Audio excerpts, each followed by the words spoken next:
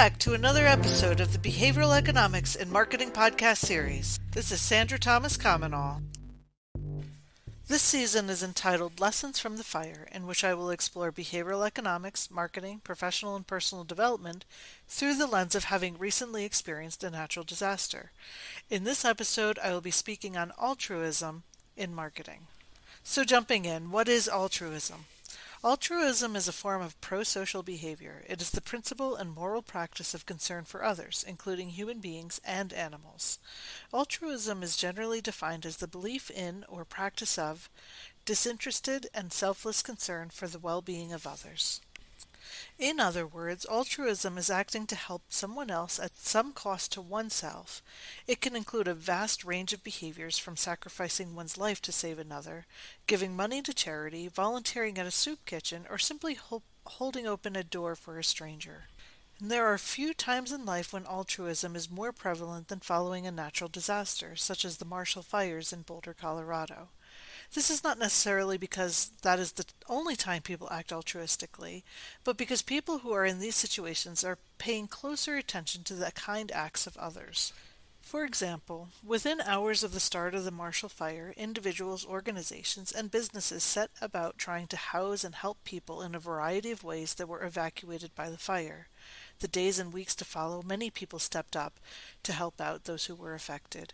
One lady set up a Facebook group to help people replace what they needed. The Facebook group helped hundreds of families rebuild their lives. The Facebook group quickly grew to so much more, including email content, websites, an advocacy network, and more. The lady that set it up worked tirelessly for months helping those affected by the fire. This altruistic behavior could be seen throughout the community. And we began to see how the entire community rallied around those that were affected with no hope to gain anything for themselves. People generously donated time, effort, money, and their own possessions. Individuals set up stores where people could come get new and gently used items to replace what they had lost. These stores were set up by individuals. They were manned by volunteers. The items were donated by individuals and businesses. Another individual set up a build-a-bedroom program to help kids feel more at home in their temporary homes. Yet another individual helped families find and rescue their pets that had been lost in the fire. My son's baseball little league set up a donation fund to purchase gift cards for the fire survivors to replace their baseball gear. There are many examples of altruistic behavior by individuals, organizations, and companies post-natural disasters. While there are many people out there acting altruistically every day, it only became very apparent to me at this time just how much throughout the community and worldwide people act altruistically. In this episode, I will be discussing altruistic behavior versus self-interested behavior and how that affects buying behavior and marketing. So jumping in, altruism versus self-interest. Many behavioral and neuroscience academic studies have suggested that prosocial norms play an essential role in economic decision-making. And studies have shown that the parts of our brain that control self-seeking behavior and altruistic behavior cannot function at the same time. A great example of this is in the effect of incentives on the number of blood donors. Many studies have been conducted about the use of incentives to elicit more blood donations. The incentives have included monetary incentives and gift certificates, and the findings of these studies have overwhelmingly shown that extrinsic incentives have negative effects on prosocial behaviors, like blood donation. In other words, offering monetary incentives for a blood donation made people focus on their self-interest versus their altruistic behavior. And the main motivating factor in blood donation is the altruistic incentive. So how can we apply this to marketing? Marketing application, altruism versus self-seeking behavior in marketing. First off, we want to make sure our branding, messaging, promotions, and call to action do not invoke both the self-seeking and altruistic parts of the brain. For example, imagine an electric or eco-friendly car that is also known for being high-end. It is definitely a conspicuous purchase. The car company may be interested in highlighting all of its benefits in one advertisement. But because of this conflict between our brain's pleasure center and altruistic center, an advertisement that highlights these conflicting messages would result in lower purchases. However, if the company highlights the opposing messages in alternating advertisements, the advertisements would prove more effective. This isn't to say that the secondary or opposing message cannot be included in the advertisement, but that it should be definitely secondary. Likewise, this self-seeking versus altruistic conflict has come up many times during my marketing and leadership career. Here are just a few examples.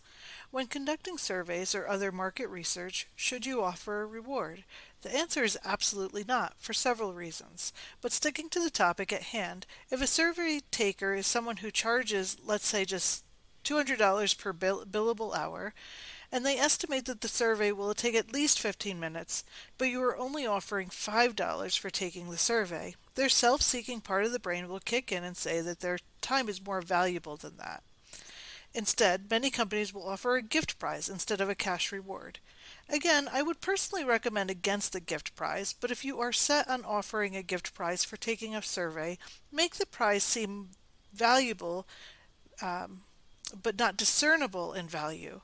Another tactic that companies often use is to enter people into a prize drawing for a much larger prize. This type of giveaway can be effective depending on the people you are targeting and the survey you are giving. However, I do believe that the most effective and accurate data collection in a survey setting is to invoke the altruistic side of the people. Another example is having multiple and conflicting benefits, as I mentioned in the electric car example. A great example from my career is with group travel promotions. On one hand, you can offer group travel leaders the ability to raise money for organizations and causes that they believe in, such as a library or an art museum. On the other hand, group travel leaders can travel for free. Both of these incentives are worthwhile.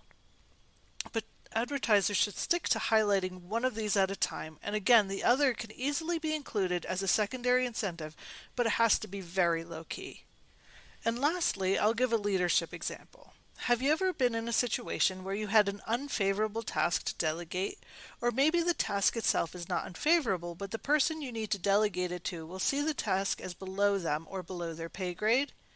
In this situation, you may ask them to take one for the team. This would be invoking their altruistic side. Or you can highlight how the task can lead to something better. For example, the task might be to input customer data into Excel. The person you may be asking to is a mid-level management. This task might seem well beneath the person's pay grade. Explaining to them that this is important to hand off to someone who is going to be accurate and efficient because it will be presented to the board, and that you would like that mid-level manager to present it to the board, and that this at least allows more face time with the decision makers but could lead to a promotion down the line. Presenting it to them as taking one for the team would invoke their altruistic side. On the other hand, explaining how it can help their career would invoke that person's self-seeking side. Whichever way you present the task to delegate will be based on the task, who you are delegating it to, and the person's professional motivations. As I always say, knowing your team and their personal and professional motivations is one of the most important parts of being a leader. If you would like to learn more about delegating and leadership, there are plenty of back episodes to catch up on. Wrapping it up, understanding how we as humans make decisions is an important part of marketing and leadership. Behavioral economics is the study of decision-making and can give keen insight into buyer behavior and help to shape your marketing mix.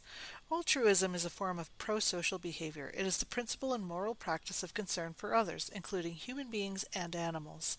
Altruism is generally defined as the belief in or practice of disinterested and selfless concern for the well-being of others. In this episode, I describe how marketing professionals can avoid conflicting and confusing altruistic versus self-seeking benefits in several facets of their marketing and leadership efforts. If you are enjoying the Behavioral Economics and Marketing podcast, please leave us a review, like it, share it with your friends and family, and follow us online. Thank you for listening to another episode of Behavioral Economics and Marketing. This is Sandra Thomas-Comenole.